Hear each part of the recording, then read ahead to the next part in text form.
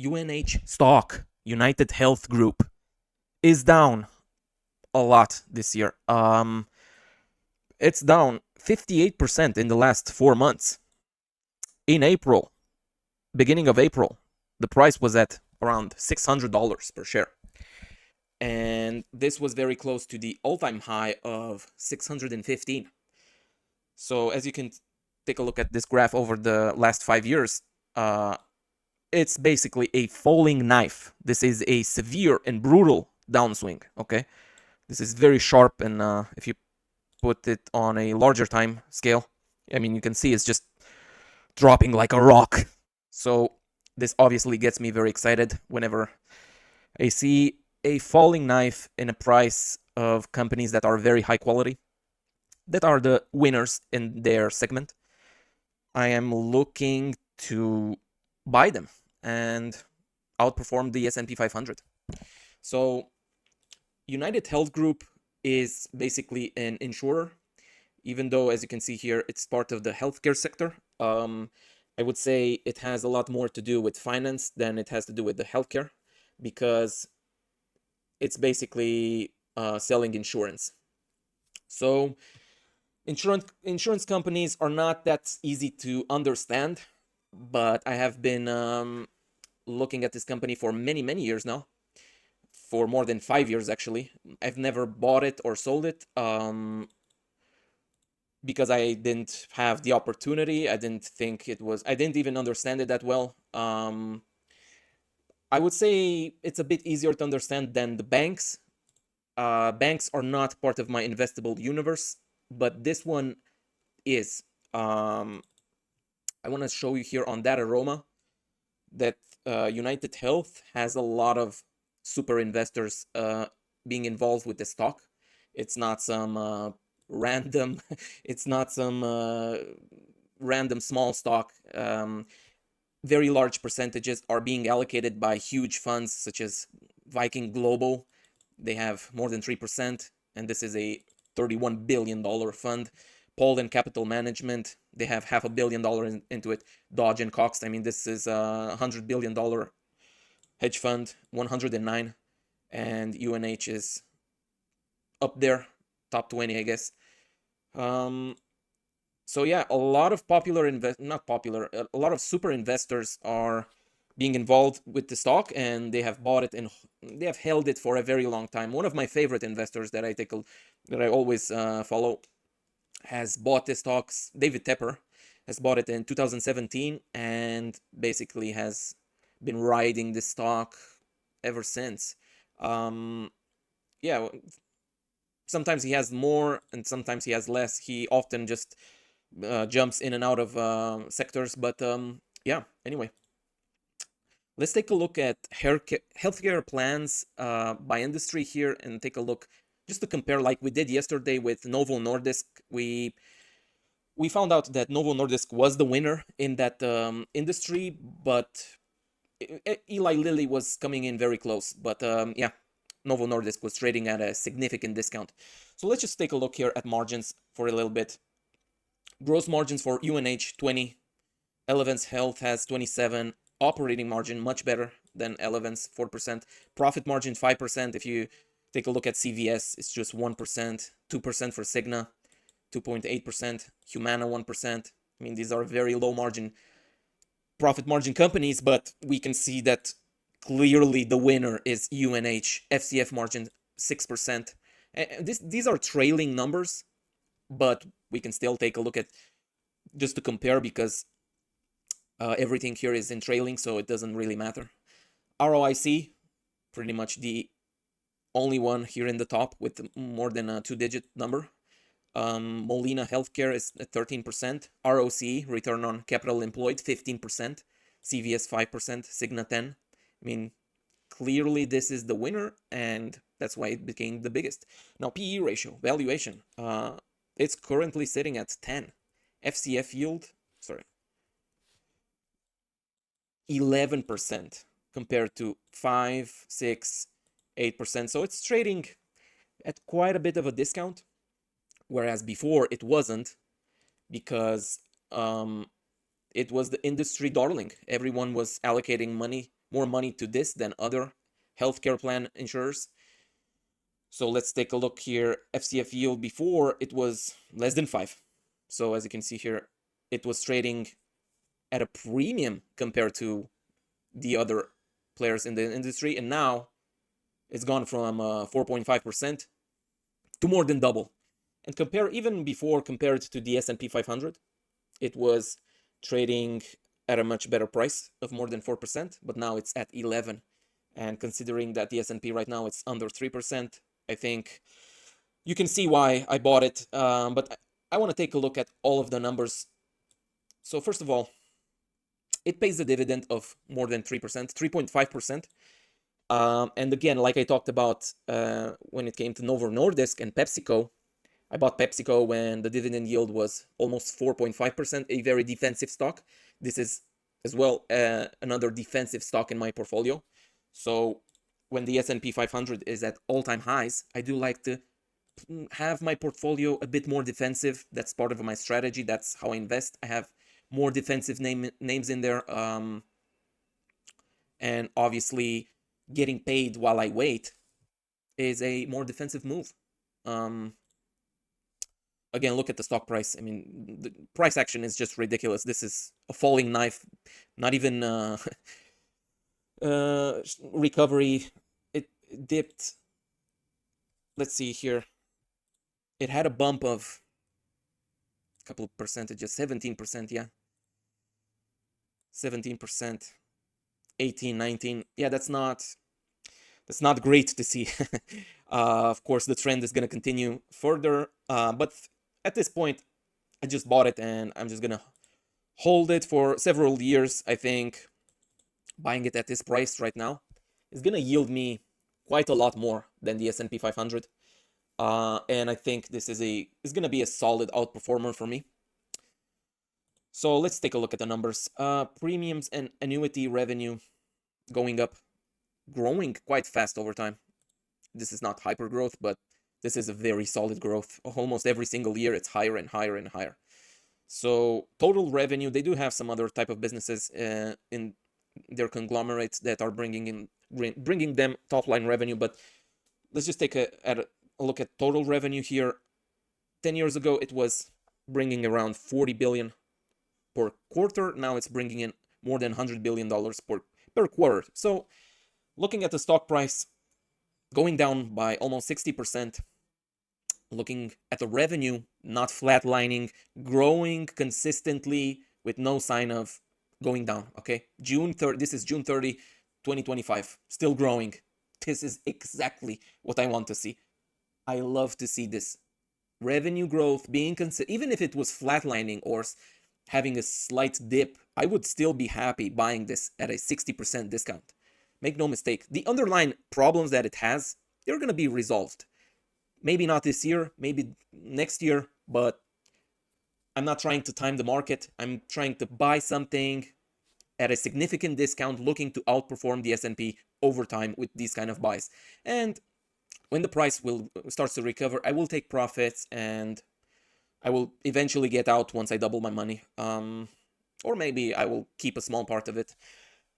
Let's take a look at shares outstanding. This is a very mature company, and of course, it's been buying back stock. Here, 2016 to 2017, it had a bump in the share count, but it doesn't mean that they have diluted. Maybe they bought another company and the share count went up. We're gonna take a look at stock-based compensation, but this type of company should not have a big percentage of stock-based compensation compared to their revenue or net income, because it doesn't require a lot of talent to run. This is not a technology company. So as you can see, shares outstanding, it does go down over time, and that matters a lot because this will offer a very solid floor to the share price. I mean, buybacks are happening almost every quarter, and yeah, when the selling has exhausted, this is going to provide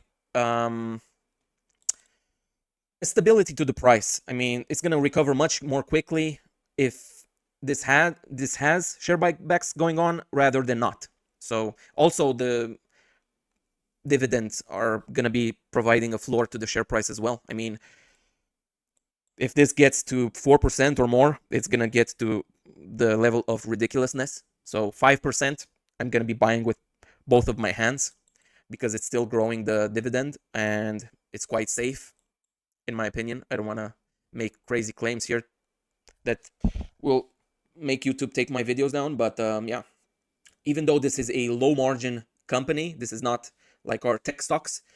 We have seen that the margins are much, much better compared to the other players in the segment. So when you're taking a look at profit margins and operating margins, don't just say, oh, it's 7%. My other companies are 20, 25, 30%. No, it's a different type of business. You have to compare to the competitors in this segment, not just the other stocks that you own. Don't just go for, oh yeah, I just want to have high margin companies in my portfolio. I'm not interested to just buy the stats. I want to buy high quality companies at a discount. And that means sometimes the high quality companies are going to have low margins. It doesn't mean that it's a low quality just because it has low margins. Let's take a look at the balance sheets. Cash and cash equivalents. They have always had excess cash on hand. Trailing 12 months, $28 billion, all-time high on hand. So great sign. I love to see this. Price going down by 60%. Cash and cash equivalents. They have a market cap of more than 200 billion. Let's check out exactly 230 billion, and they have more than 10% of their market cap in cash and cash equivalents. What does this mean? Well, first of all, they're never going to go bankrupt with this kind of cash. Also, what it means, they can accelerate buybacks. They can buy back more shares if the management is smart and is looking, yeah, our shares are extremely undervalued here. I mean, it's ridiculous. They've been buying back stock at $400 per share, at 450, 500, 600, whatever. They've been doing it consistently every single quarter. So looking now at a share price of 250, the management is not stupid. They can say, okay, guys, we have a lot of cash on hand. Let's just buy back our shares, okay?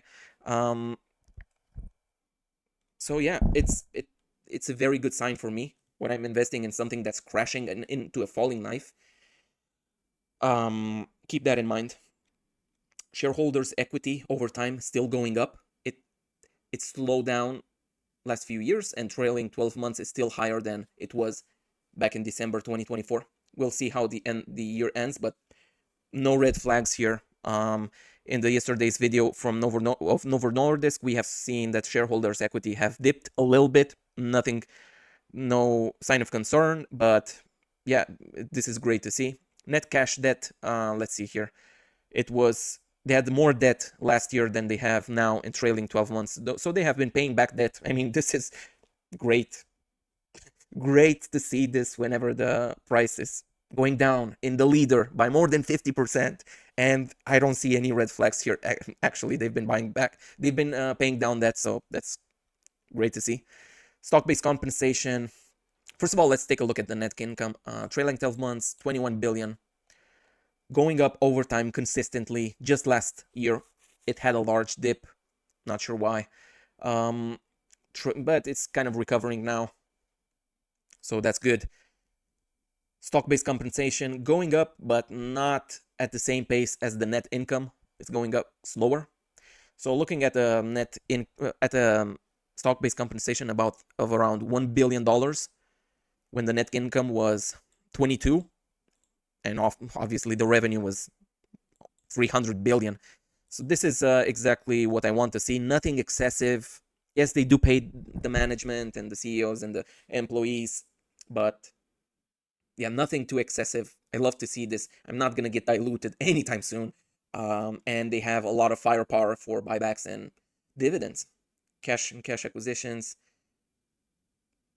Yeah, so I guess this $21 billion affected the net income, and I'm not sure what's going on there. But anyway, what I want to take a look at is repurchases of common stock. So they've been doing around $5 billion 5 years ago. They've been doing more and more and more because they have been raking in more money. Trailing 12 months is at all-time high, more than $11 billion. So keep that in mind. market cap of 230 billion. They are doing more than 11 billion. So what does that mean? This means we will have a very hard sustaining floor to our share price. It's not going to become a ridiculously priced, okay? This is not something like Zoom info, okay? When it dropped by 90%. Let's take a look here. So this isn't even a falling knife. This is just an overvalued bubble crashing. So it's crashing. It doesn't pay a dividend. They did not have money for buybacks. It went down for many years, and finally it was down almost 90% from its all-time high, and it's still down. This is not, UnitedHealth is not that type of company that falls, that has no profitability and excessive stock-based compensation and a lot of other things dragging it down. So keep that in mind. Repurchases are at all-time high. They are quite a big percentage of the market cap, and they can accelerate because they do have cash on hand. They don't have a massive debt problem. So keep that in mind. That's another very good sign. The balance sheet is not pristine, obviously, but keep in mind this is a financial institution. These people offer insurance, healthcare plans. So of course they're gonna work with debt. Of course they're gonna have debt on their balance sheet. This is not a software company with super high margins. So it's nothing to worry about. $50 billion in of debt that they have been paying down recently. It's not a reason to get concerned. Their market cap was at 500 billion just 3 years ago. So 50 billion in debt, it's nothing to go crazy about. I mean, if you take a look at CVS, I think it has almost, no, not CVS.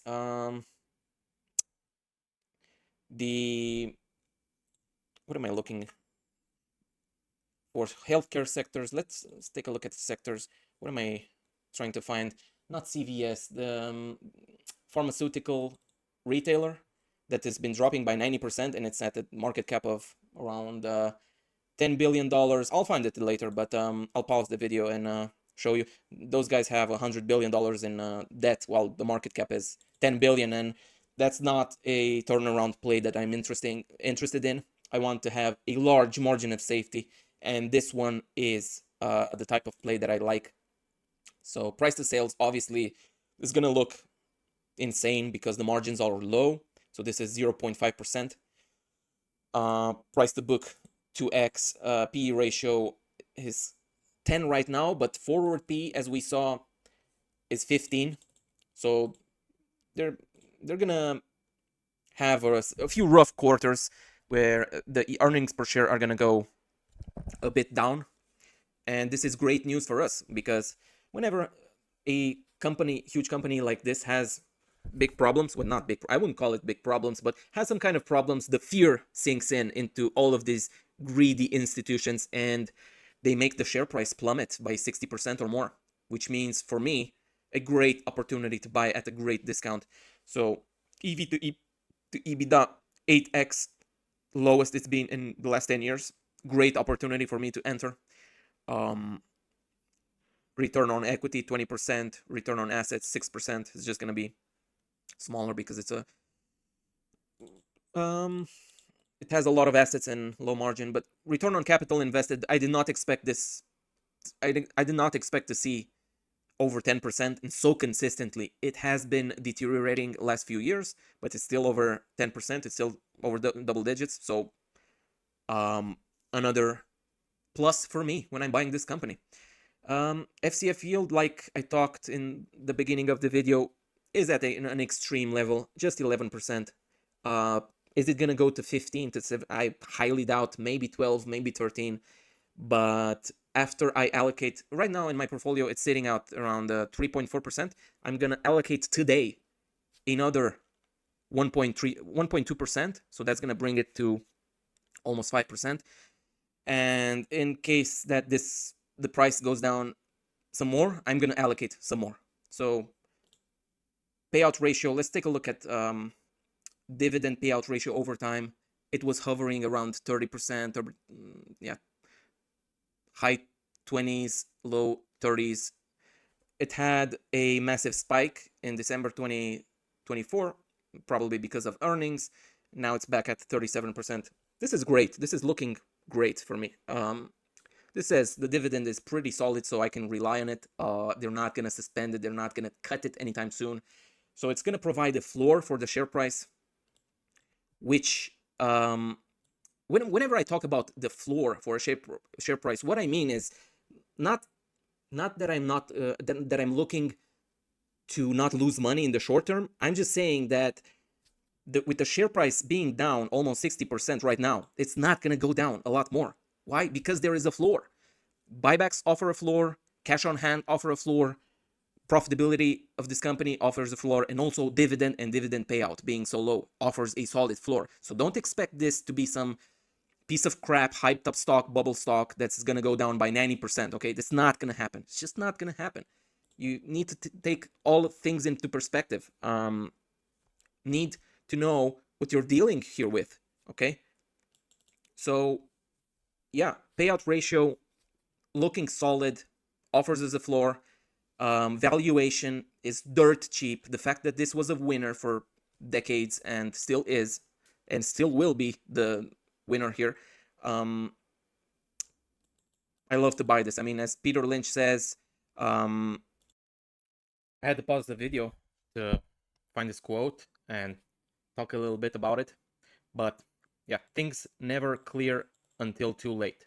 So things are never clear until it's too late. What does this mean? It means right now, probably reading the news about the company, what's going on, why is there any trouble with it, what's going on with the Medicare Act, Medicaid, whatever, the government slashing subsidies or whatever is happening. You don't understand it. It's a lot of uncertainty surrounding the revenue and the profitability of the company. A lot of bad news. Usually bad news leads to even more bad news, to worse news. But yeah, this is exactly the type of situation you want to find yourself in when everything is confusing and doesn't make any sense. That's when you want to buy. When a very high quality company goes down by 60%. A company that I've been watching for years, but never really found it attractive to buy because, I mean, look at it. It was trading at a decent multiple. It wasn't a bargain before. EV to EBITDA in the high teens last few years, 2021, almost 19. I mean, it's almost getting to a tech stock level of valuation. So I did not touch it. Right now, I definitely touched it. I bought into it, and I'm gonna buy some more today. And if the price goes down a little bit more, maybe I find some at 230, 220. That's great. I'm gonna keep buying it until this is gonna become a very large portion of my portfolio. So yeah, like I said, the dividend is great. It's gonna offer a floor. Just yesterday it was trading up 4%. Doesn't really mean anything, but yeah. UNH Group. Keep in mind how many investors, super investors, big hedge fund managers are invested into this company and have been over many years, over the last several years. A lot of people that I respect and I look for their advice and I try to learn from them, and I'm always interested in their portfolio strategy and what they're buying, what they're selling. I mean, we are seeing here billions and billions of dollars allocated, and it seems like most people here have been holding the bag. So the biggest fund, Dodge and Cox, have added last quarter 117% to their positions, and now they have almost $2 billion into it. Let's see here. So yeah, they added at around 500 reported price, Q2 2025. So these guys have bought at $300. They doubled their positions, which is not little money. We're talking about billions of dollars. So this is great to see that almost everyone here that allocated a lot to their portfolio are holders of the company. This is also going to provide some kind of floor because they're going to be tempted to buy some more. I mean, we'll see when the next 13F filings come out. But yeah, I think a bunch of these people that have considered UNH a very good buy 2 years ago, 3 years ago, they're gonna be looking to buy in. Especially people like David Tepper, that they love buying into depressed stocks and turnaround plays and things that have been dropping sharply, involved in a lot of drama. So yeah, we're gonna look and see. I'll make a video in a few months when I can give an update on the position, and we're gonna take a look again at the 13F filings and also at the stats, at EPS, at revenue, what's been going on. But for now, was pretty much it. That's all I had to say about it.